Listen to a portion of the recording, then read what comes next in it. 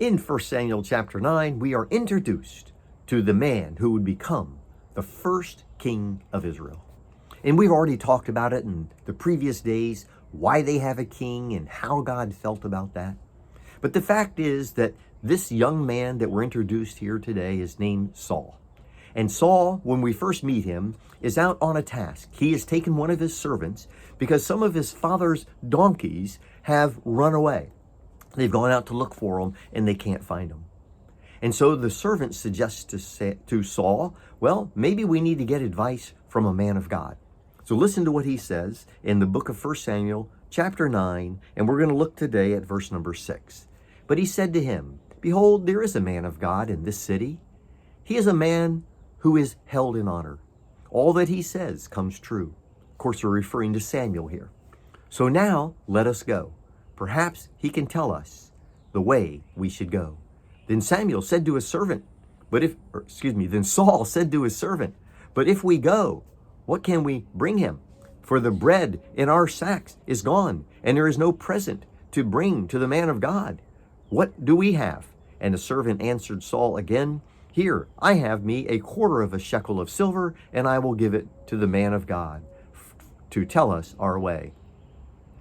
And then verse 10 says, And Samuel said to his servant, Well said, come, let us go. So they went to the city where there was a man of God. When we first meet this man Saul, he's such an interesting character.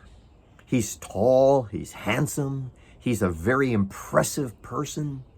And even as we begin to follow him in his journey, we see something very pleasant about him.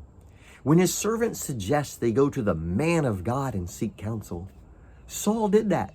You know, how many times are we afraid to seek advice, to seek counsel? But I admire the fact that early in his life, this man Saul sought the counsel of the Lord, and he wanted to know that the Lord could help him in his time of need.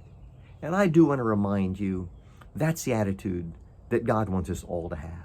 Now, we're going to learn more about Saul as time goes on, and he's a very sad figure. Because at the beginning, when he was small in his own sight, he was willing to seek the Lord and get counsel and follow the Lord's advice. Later, not so much. But for today, let's just look at what Saul did here that is so important.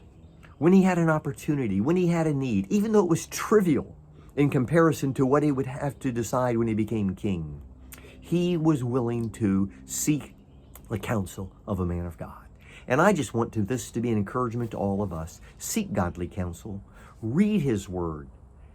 Listen to preaching and teaching of his word. Read books written from a biblical perspective. Get godly counsel in your life. It will guide you in every matter, from the most trivial to the most important. We should all seek counsel.